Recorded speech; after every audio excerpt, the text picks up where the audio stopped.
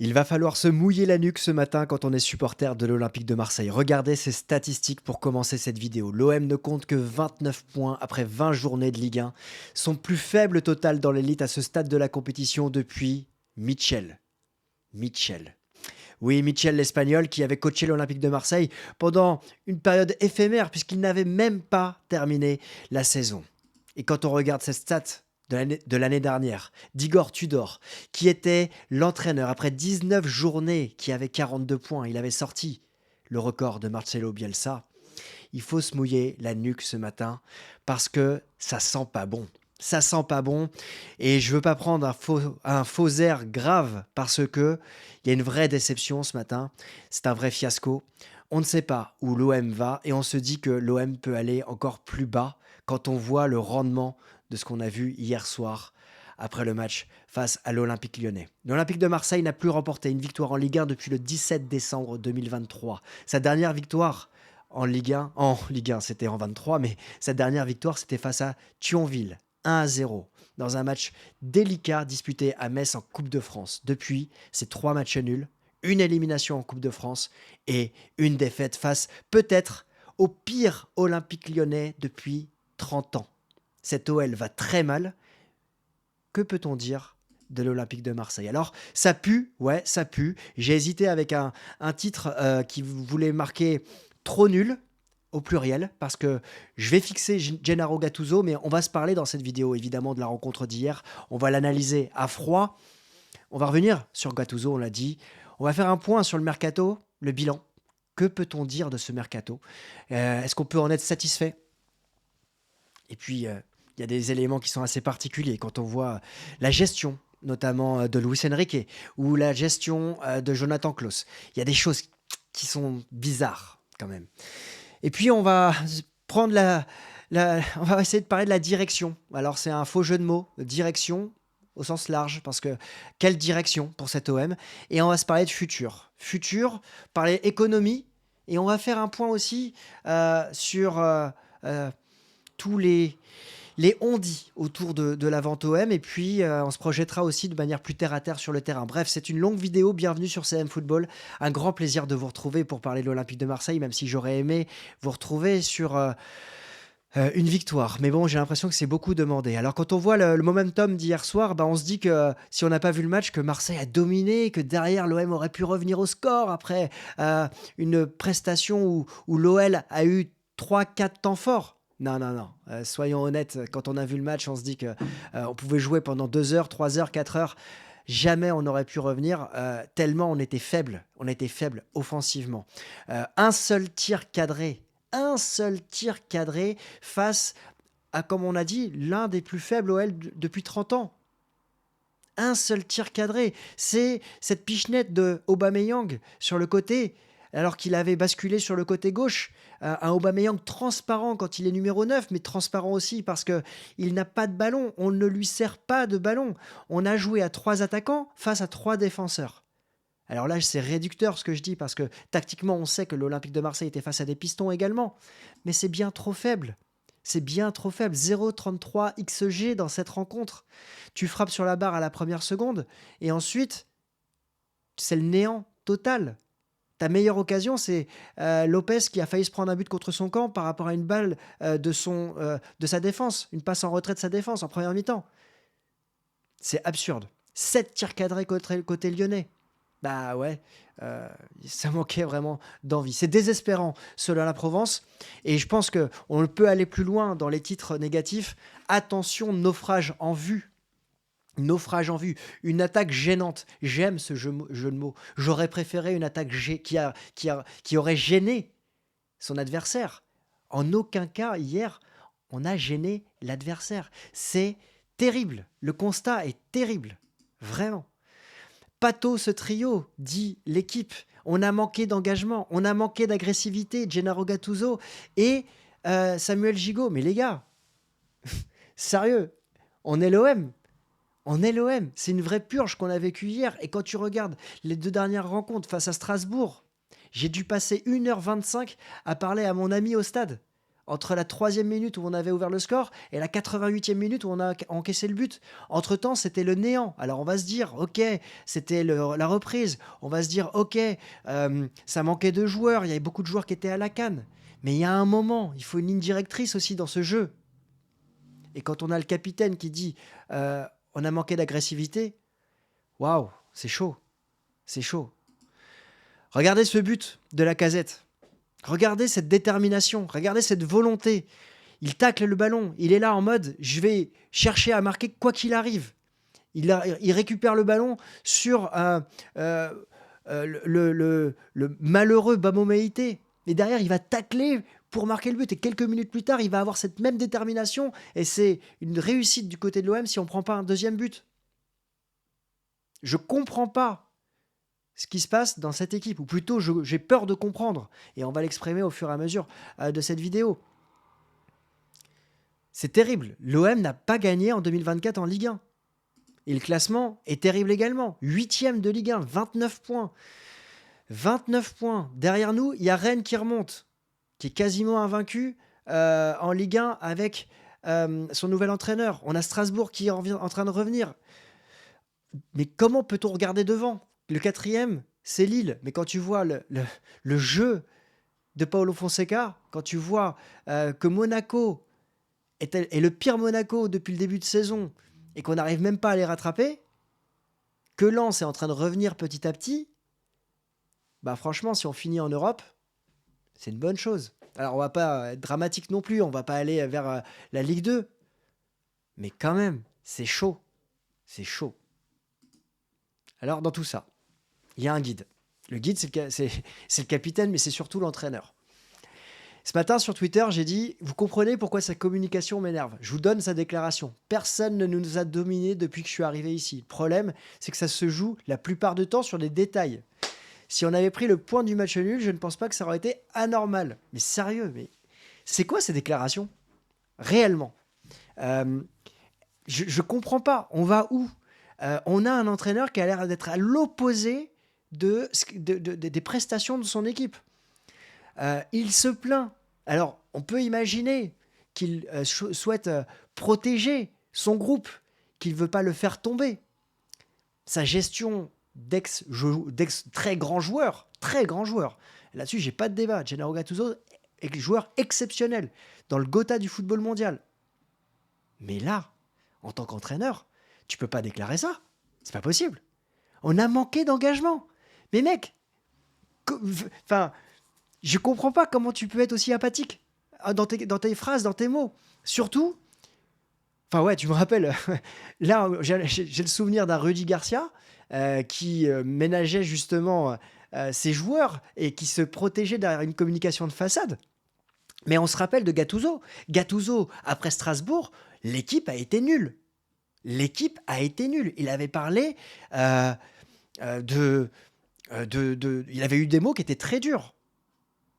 Et on va pas les réemployer ici. Mais il avait eu des mots très durs sur son équipe.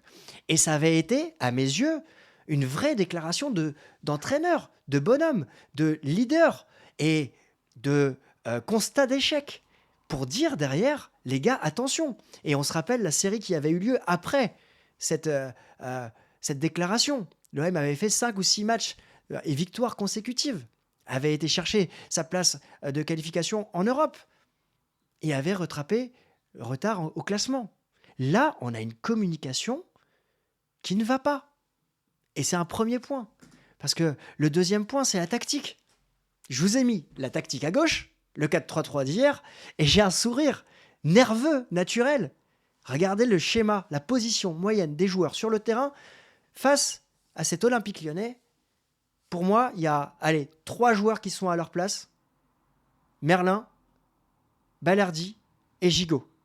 Autrement, c'est n'importe quoi. On a un Luis Enrique qui doit jouer ailier gauche, qui se retrouve numéro 10, qui marche sur les pieds d'Aubameyang, qui marche sur les pieds d'Harit. Iliman Ndiaye, positionné ailier droit, on sait qu'il ne fonctionne pas ailier droit. Mais il ne fonctionne pas. Ça ne marche pas. Voilà. Que ce soit avec le Sénégal, j'analyse très bien la Coupe d'Afrique des Nations, le Sénégal, quand il joue à droite, ça ne fonctionne pas. Incompréhensible.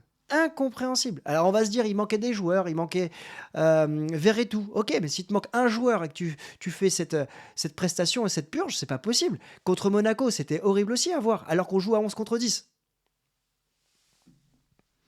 4-3-3. Ça, c'est le 3-5-2 face à Monaco. C'est marrant, ça avait l'air plus équilibré. Plus équilibré. Bon, on se rend compte. Klaus sur le côté droit.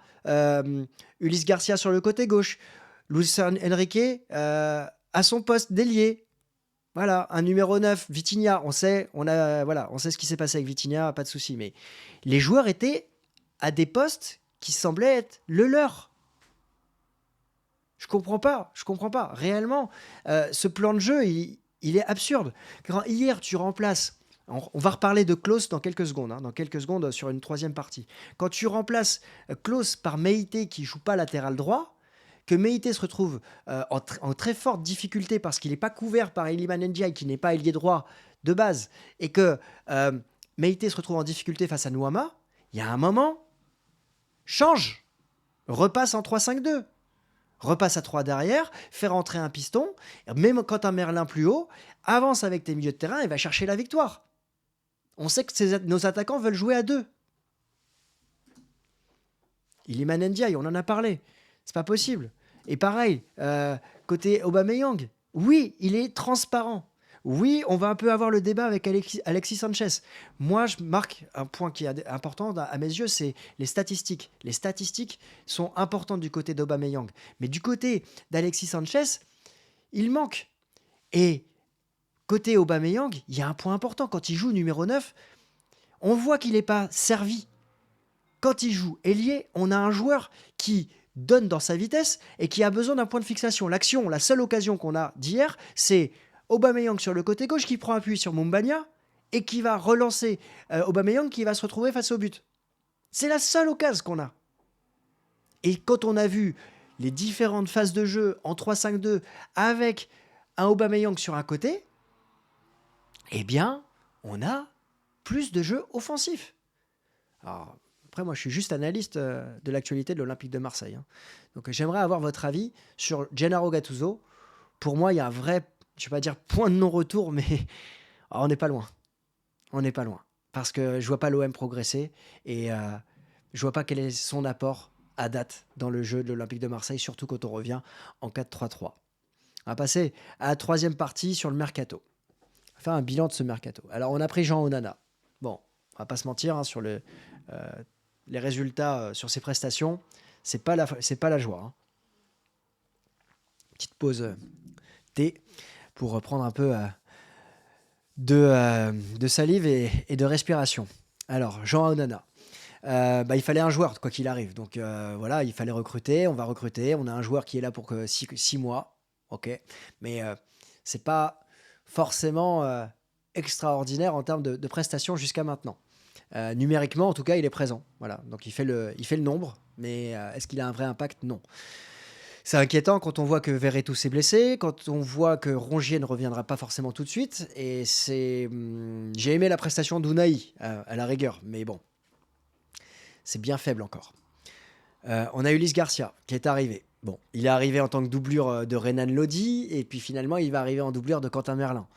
Euh, il n'arrive pas dans la meilleure des dispositions. Mais bon, on va garder encore le bénéfice du doute, parce que son match face à Rennes est un peu délicat. Il ne devait pas rentrer, il rentre. Et hier, il fait que quelques minutes.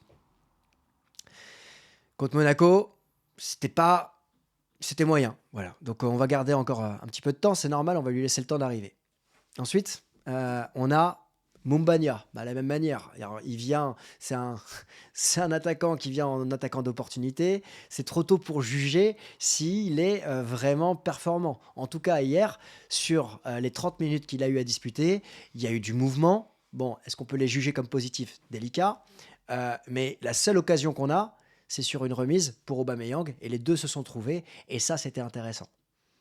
Après, les déclarations de Gattuso, elles ont été mal interprétées à mes yeux. C'est un joueur qui, aussi à mes yeux, doit sécher, qui doit s'affiner. Est-ce qu'il a trop de kilos? Je ne suis pas là pour le juger. Mais je pense que les mots de Gattuso ont été mal interprétés. Je pense qu'il doit sécher et s'affiner plus que perdre des kilos. Ça, c'est mon avis. Et enfin, On a Quentin Merlin qui est arrivé, que j'ai trouvé en difficulté hier par rapport à Nuama, comment il l'a enrhumé, clairement. Euh, Maintenant, je pense que c'est un joueur qui doit encore évidemment s'adapter et comprendre les souhaits de son entraîneur. Voilà. Donc ça, c'est pour la partie recrutement. On va laisser le temps, évidemment, à ces joueurs de, d'arriver. Maintenant, je m'interroge. Quand je vois Luis Enrique, qui est amené à partir directement alors qu'il n'est même pas revenu, et qu'il devient titulaire indiscutable au bout de 2 matchs, c'est quand même assez absurde. Et encore plus quand je vois que les déclarations, on, est en, on, est en, on arrive à se contenter de sa performance contre Monaco où on dit que c'est le meilleur Olympien. Ouais, c'est vrai que c'était le meilleur Olympien, mais ça vous montre aussi le niveau de l'équipe. Ouais, il a de l'envie, mais ça reste sacrément brouillon quand même. Soyons honnêtes. Hier, c'était vraiment délicat. Alors, c'est pas un tout droit. Physiquement, il peut apporter, mais tactiquement, waouh, on part de loin. Et qu'on arrive à se contenter de Luis Enrique, c'est chaud par rapport à ce qu'on avait l'année dernière. C'est chaud. Que dire de la gestion de Pape Gueye? Alors moi, je suis plutôt d'accord avec la direction sur le fait qu'il faille le vendre dès maintenant, parce que le marché turc est encore ouvert, pour récupérer une indemnité de transfert. Mais ça sera un réel échec, si on se retrouve encore une fois avec un joueur qui part pour zéro. Maintenant, je comprends le joueur. Aujourd'hui, il est en capacité de pouvoir signer comme il veut dans 6 mois. Le foot, c'est un business. Ah, lui, il veut rester. Son entourage souhaiterait, semble-t-il, le voir partir. Bah, il y a un moment, il y a une prime à la signature. Il sait que c'est un bon joueur. Il a fait une bonne canne avant de se blesser. Il trouvera un club. Hein. Mais c'est dommage, quand même. Enfin, la gestion du cas Jonathan Klaus. Comment peut-on se faire sortir dans la presse autant d'informations, vraies potentiellement, faux à lui de démentir, et le garder ensuite? C'est perdant-perdant. Soit tu as une porte de sortie, tu le fais partir, et tu fais sortir les choses dans la presse pour le faire partir, et tu justifies son départ. Soit tu dis rien, et tu le gardes. Mais tu le fais pas, tu ne sors pas ces informations dans la presse, parce qu'elles sont sorties volontairement, on ne peut pas ne pas les sortir comme ça, c'est pas possible. Et derrière, le garder. Mais t'as flingué ton joueur. Ouais, ok, lui va vouloir jouer faire tout son possible pour être en équipe de France, mais dans quel état d'esprit?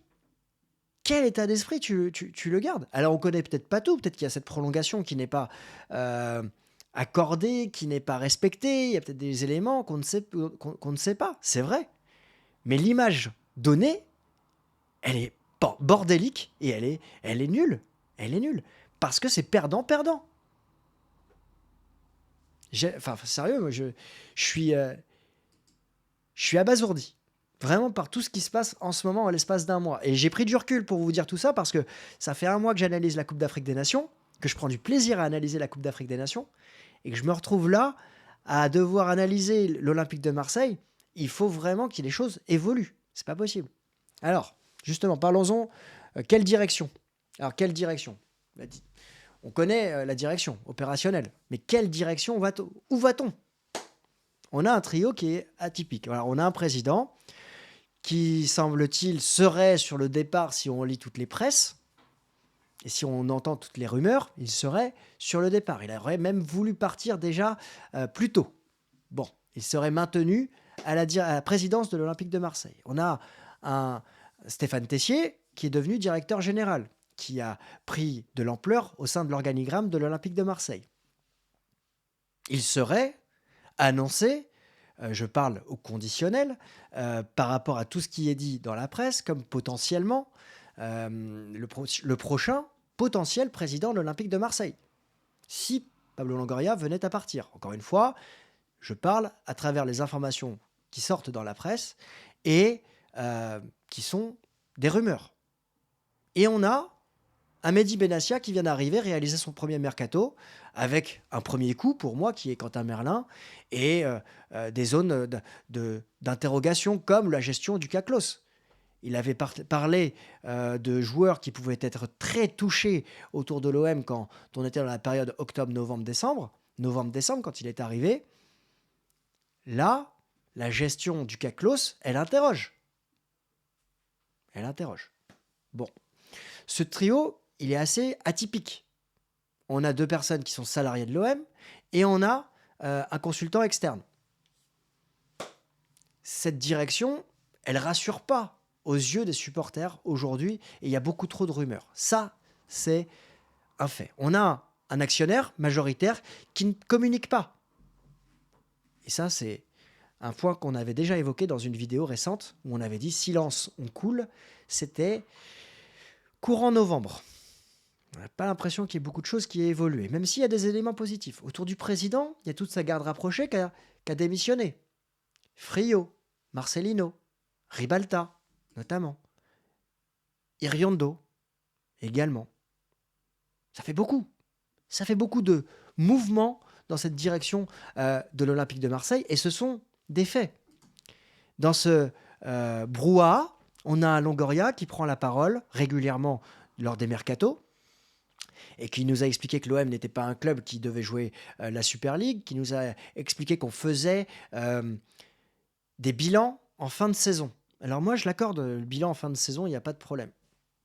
Mais encore faut-il ne pas changer de vision une fois qu'on on est en cours de saison. On parlait de football rock'n'roll, on parlait de football pression, on pouvait parler de football contre-pressing. Il est loin le temps d'Igor Tudor et de Jorge Sampaoli. Et cette vision qui change continuellement, elle n'apporte pas de la sérénité. Et ça, c'est aussi un fait. Et puis, on est dans une entreprise, l'Olympique de Marseille, un club de foot, l'Olympique de Marseille. Quand on parle de bilan, dans toute entreprise qui souhaite évoluer, parce qu'on est dans un business, on fait ce qu'on appelle des forecasts, des prévisions, des changements au printemps et en fin d'année pour voir si on est sur le bon cap du business. Là, moi, j'aimerais entendre le président Longoria sur sa vision aujourd'hui et sur ses objectifs, comment ils peuvent être atteints et sur, justement, le jeu et ce qui se passe autour de lui. On n'a pas les réponses, malheureusement. Alors, quel futur ? Quel futur pour l'Olympique de Marseille ? S'il y a bien un élément sur lequel l'OM est fort et a grandi depuis quelques années, c'est la gestion économique du club. Cette gestion économique a permis à l'Olympique de Marseille de rentrer dans le top 20 des clubs qui dégagent le plus de revenus dans le monde. C'est énorme. Top 20. Je ne sais pas si vous vous rendez compte, mais l'OM, donc c'est une étude qui sort chaque année par le cabinet Deloitte. Là, vous avez le top 20. L'OM est le 2e club français. On a le Paris Saint-Germain qui est top 3 de ce classement avec 800 millions de revenus. L'OM a 258 millions de revenus et semble jouer économiquement dans la cour du Naples, du West Ham, du Newcastle, de l'Eintracht Francfort. Des clubs qui jouent l'Europe régulièrement, qui jouent la Ligue des Champions régulièrement ou qui remportent des Coupes d'Europe. De mémoire, l'Eintracht Francfort. La Lazio, l'Inter, qui était en finale de Ligue des Champions. West Ham qui a rapporté, il me semble, une Coupe d'Europe récemment. Newcastle qui a changé. Quand tu vois l'Olympique de Marseille dans ce classement, tu te dis c'est bien. Et je le sais qu'à l'OM, au niveau sponsoring, billetterie, hospitalité, ça fonctionne très bien. Et c'est une bonne chose. Donc ça, c'est un élément positif. Plus 9% entre 2 années. On ne va pas rentrer dans le détail des années, des saisons. C'est trop compliqué à expliquer dans une vidéo. Il y a des comptes qui le font très bien sur Twitter. Ce qu'il faut comprendre, c'est qu'on est sur une année du 1er janvier au 31 décembre et qu'aujourd'hui, les résultats sont ceux-là et qu'ils sont audités par un cabinet qui s'appelle Deloitte, qui est reconnu. Donc, c'est un fait aussi. L'OM rentre dans le top 20 et c'est une bonne chose. C'est une bonne chose. Est-ce qu'on peut s'en satisfaire ? Je ne sais pas. Mais au moins, on peut être content d'une chose. Alors après, il y a la gestion du futur. Pierre-Emerick Aubameyang qui a un contrat de 3 ans. Correa qui a un contrat, lui, si l'Olympique de Marseille se qualifie en Ligue des Champions. Gattuso qui a une option de reconduction si l'Olympique de Marseille se qualifie en Ligue des Champions. On se pose des questions. C'est quoi la vision à moyen terme ? On a changé d'entraîneur tous les ans depuis 3 ans et on a une vision à très court terme. C'est inquiétant quand même. C'est inquiétant. Ça cache beaucoup de choses en fait. Alors, évidemment, dans ce contexte, on peut se parler de la vente OM. J'avais fait une vidéo spécifique que vous retrouverez ici il y a maintenant 2 mois. Cette vidéo, elle récapitule à peu près mon avis et j'ai pas changé d'avis, évidemment. Mais il y a des éléments qui interrogent. On n'est pas ici pour évoquer le sujet à 100%. On l'évoquera le moment venu s'il vient à arriver. Mais les mouvements internes interrogent, évidemment. Comment tu peux couper le bruit de ces rumeurs quand tu as autant de départs de la direction? Comment tu peux couper le bruit de ces rumeurs quand tu as une communication sportive qui est opaque avec la communication de Gennaro Gattuso qu'on a évoquée? Comment tu peux couper ces rumeurs quand tu as une vision aussi court-termiste? Et comment tu peux couper ces rumeurs quand tu as un actif économique, alors pas sportif, mais économique, qui devient de plus en plus solide? Il y a un moment, les rumeurs, il n'y a pas de fumée sans feu, j'ai envie de te dire. Qu'on en vive, que des gens en vivent dessus depuis 3 ans, c'est une chose. Avec ce qu'on connaît sur les réseaux sociaux, ça, c'est une chose. Mais il y a un moment, tu peux pas te couper d'interrogations sur la gestion du club à horizon moyen terme, court terme, quand tu vois tous ces mouvements. Et tu peux te poser la question, c'est quoi la suite? Donc il y a un futur avec un vrai point d'interrogation, il y a une direction avec un vrai point d'interrogation, et il y a surtout un élément important qu'on veut voir dans les prochains jours et qui va être symptomatique, c'est la réaction des joueurs, la réaction du public également dans les 15 prochains jours.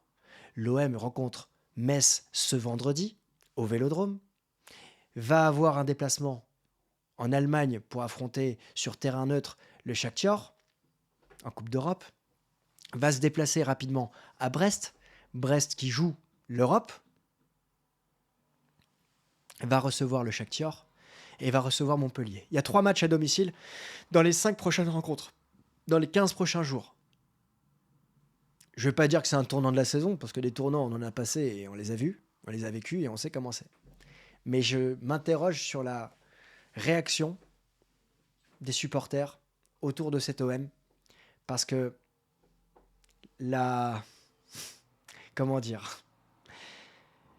Il y a eu beaucoup de patience, j'ai senti beaucoup de patience depuis que je suis arrivé dans la région. Depuis 2021, j'ai vu beaucoup d'entraîneurs, j'ai vu beaucoup de mini-crises, beaucoup de mauvais matchs aussi, mais j'ai vu beaucoup de supporters patients. J'ai vécu le 18 septembre et j'ai trouvé absurde la démesure que ça a pris entre le côté très calme et cette euh, puissance de cette réunion du 18 septembre et l'ampleur qu'elle a prise. Mais là, sportivement, on sent que les sifflets vont arriver. Et surtout, c'est l'attitude des joueurs qui gêne. L'attitude de l'entraîneur qui semble, ouais, je ne veux pas dire dépassé, mais inconscient peut-être de ce qu'il voit sur le terrain.